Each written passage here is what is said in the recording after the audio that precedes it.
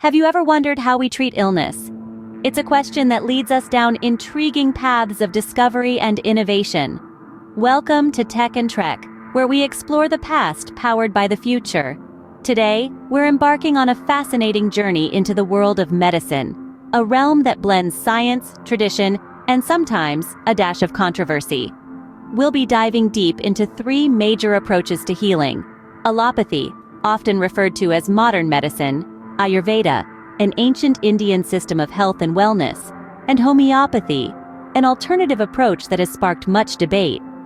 Each of these systems has its own unique story to tell, its own set of principles, and its own ways of addressing health and disease. But what do they all have in common? They're all part of our quest to understand and improve human health, so buckle up and stay tuned as we unpack the medicine cabinet. First up, let's shed some light on the term allopathy and its historical context. Allopathy, though a term not commonly used today, was coined in the early 19th century by Samuel Hahnemann, the founder of homeopathy. It was used to distinguish his method of treatment from the then prevalent practices.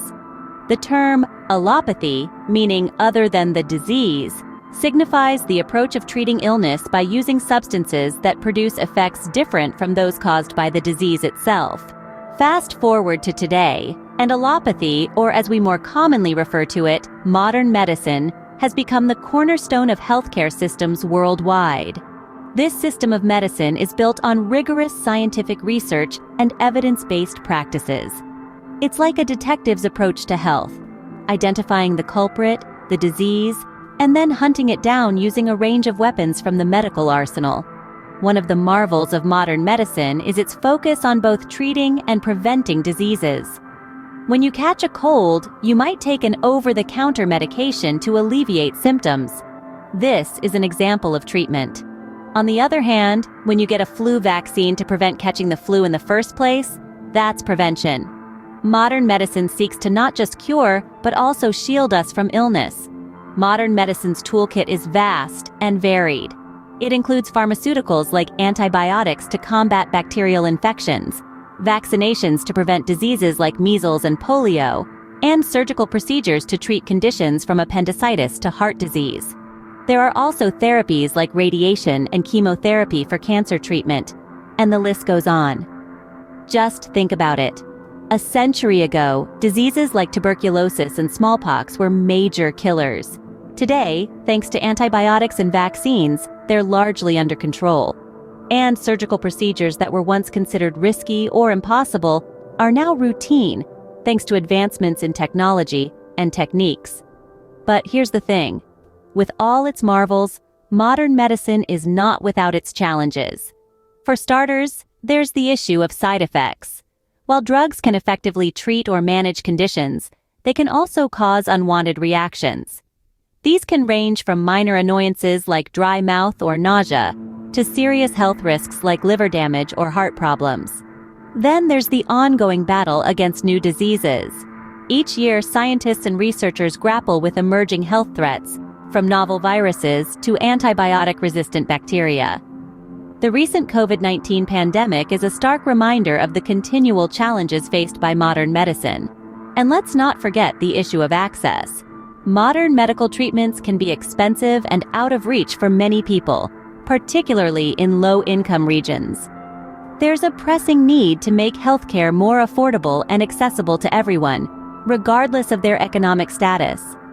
Despite these challenges, the field of allopathy continues to evolve and improve. Researchers are constantly working on new treatments, refining existing ones, and exploring ways to prevent diseases. It's a never-ending quest for better health and well-being. In closing, while allopathy or modern medicine has its limitations, there's no denying its crucial role in our lives. From curing common ailments to combating complex diseases, it's a testament to human ingenuity and the relentless pursuit of knowledge. As we continue to unravel the mysteries of the human body and the diseases that afflict it, there's no doubt that modern medicine will continue to evolve and adapt, bringing new hope and healing to millions around the world.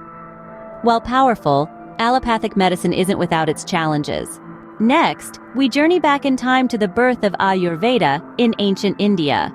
This holistic system of wellness has its roots in the Vedic era, a period that stretches back over 5,000 years, a time where sages sought wisdom from the natural world to heal and nourish the human body. Ayurveda, translated as the science of life, is more than just a system of treating illness. It is a way of life that encourages the maintenance of health through the close observation of the balance between the mind, body, and spirit. This balance is represented by three energies, or doshas: Vata, Pitta, and Kapha. According to Ayurveda, an imbalance in these doshas is the root cause of all diseases.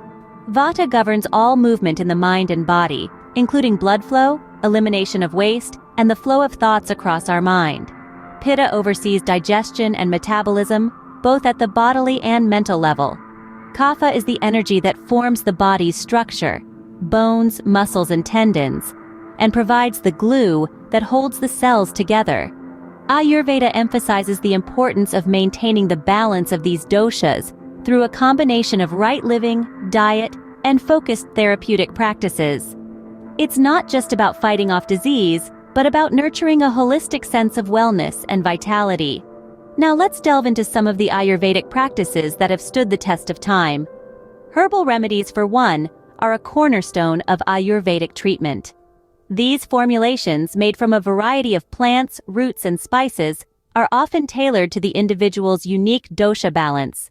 Then there's Panchakarma, a set of 5 therapeutic treatments designed to cleanse the body of toxins. These treatments include things like therapeutic vomiting, purgation, enema, nasal instillation, and blood purification. Ayurveda also pays great attention to the diet. It encourages the consumption of fresh, seasonal, and locally sourced foods that align with one's dosha type. The Ayurvedic diet is not just about what you eat, but how, when, and why you eat. In addition to these, Ayurveda also endorses practices like yoga and meditation to promote mental and spiritual health. After all, the mind, body, and spirit are all interconnected in the Ayurvedic view of health. As for the potential benefits of Ayurveda, it's not uncommon to hear of people who found relief from chronic conditions, improved digestion, better sleep, and a heightened sense of overall well-being. However, it's important to note that Ayurveda is not a quick fix. It's a journey, a commitment to a lifestyle of balance and harmony. Now, while Ayurveda holds a wealth of wisdom, it does have its limitations. For one, there's a lack of standardized practices. Since Ayurveda is personalized, it can be challenging to conduct wide-scale scientific research on its effectiveness. Also, while Ayurveda may help manage chronic conditions, it's not intended to replace conventional medicine in acute situations. Moreover, not all Ayurvedic practices are suitable for everyone. For instance, certain herbs may interact with medications, and some dietary recommendations may not align with a person's nutritional needs. Therefore, it's crucial to consult with a knowledgeable Ayurvedic practitioner before embarking on this path. Ayurveda offers a holistic approach, but it's not a one-size-fits-all solution. It's a journey of self-discovery, of tuning into your body's unique needs and rhythms. It's about finding your balance, your harmony, and nurturing it with conscious, purposeful living. Lastly, we delve into the intriguing world of homeopathy. This system of alternative medicine was introduced in the late 18th century by Samuel Hahnemann, a German physician. Homeopathy is quite different from allopathy and Ayurveda, which we discussed earlier. It's based on a fascinating principle that Hahnemann coined as similia similibus curantur, or simply put, like cures like. Let's unpack this a bit. Like cures like means that a disease can be cured by a substance that produces similar symptoms in healthy people. Hahnemann believed that substances which cause illness can also be the very cure when used in highly diluted forms. This concept might seem counterintuitive, but it forms the bedrock of homeopathy. Now, you might be wondering how these substances are prepared. Homeopathy employs a unique process of serial dilution and succussion, or vigorous shaking. The resultant homeopathic remedies are so diluted that they often contain no molecules of the original substance. Hahnemann believed that the process of succussion activates the vital energy of the diluted substance, and this energy is what aids in healing. Homeopathy has been a topic of scientific debate for decades. Critics argue that the ultra-diluted remedies are essentially placebos, as they often contain no trace of the original substance. Some also raise concerns about the lack of rigorous, high-quality clinical trials supporting homeopathy's effectiveness. On the other hand, proponents of homeopathy point to anecdotal evidence and certain studies suggesting that homeopathic remedies can have effects beyond placebo. They argue that homeopathy takes a more holistic approach, viewing the individual as an integrated whole, rather than focusing on the disease alone. While this debate continues, it's crucial to remember that homeopathy should not replace conventional medicine for serious or life-threatening conditions. Although some people find relief in homeopathic treatments for minor ailments or chronic conditions, these remedies are not meant to substitute for vaccines, antibiotics, or other proven medical treatments. In fact, the World Health Organization has warned against using homeopathy for serious diseases like HIV, tuberculosis, and malaria. It's essential to consult with a qualified healthcare provider before starting any new treatment, including homeopathy. So where does this leave us? Homeopathy, like any other system of medicine, has its pros and cons. Its central principle of like cures like is intriguing, but it's also a source of controversy. The ultra-diluted remedies and the lack of conclusive scientific evidence for their effectiveness have drawn criticism. However, some individuals report positive experiences with homeopathy, especially for chronic conditions where conventional medicine has had limited success. Ultimately, the choice to use homeopathy, or any other system of medicine, is a personal one. It should be made in consultation with a healthcare provider, taking into account the individual's unique needs and circumstances. As with all health decisions, it's crucial to be informed and to weigh the potential benefits against the risks. Homeopathy sparks much debate, but the ultimate choice lies with the individual. And remember, whether it's allopathy, Ayurveda, or homeopathy, the goal remains the same: to promote health and well-being. So here's to making informed health choices, and to the fascinating world of medicine. So we've taken a whirlwind tour through allopathy, Ayurveda, and homeopathy. Each of these medical approaches carries its unique perspective on health and healing. Allopathy, or modern medicine as we know it, is grounded in rigorous scientific research and evidence-based practices. It's been a game-changer in treating and preventing diseases, although it's not without its limitations, such as potential side effects and the constant challenge of emerging diseases.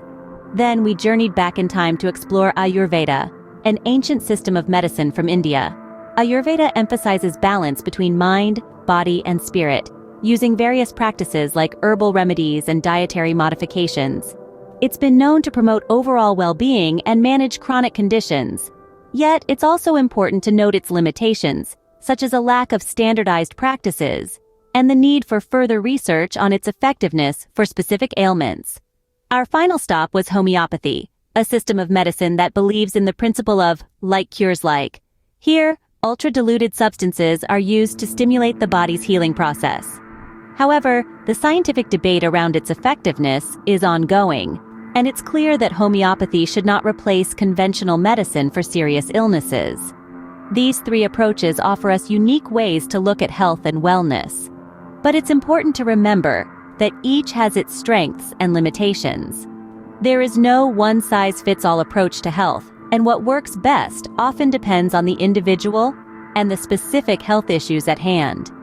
Informed decision-making is key when it comes to our health. It's crucial to research, ask questions, and consult with qualified professionals before starting any new treatment. After all, it's your body and your health we're talking about.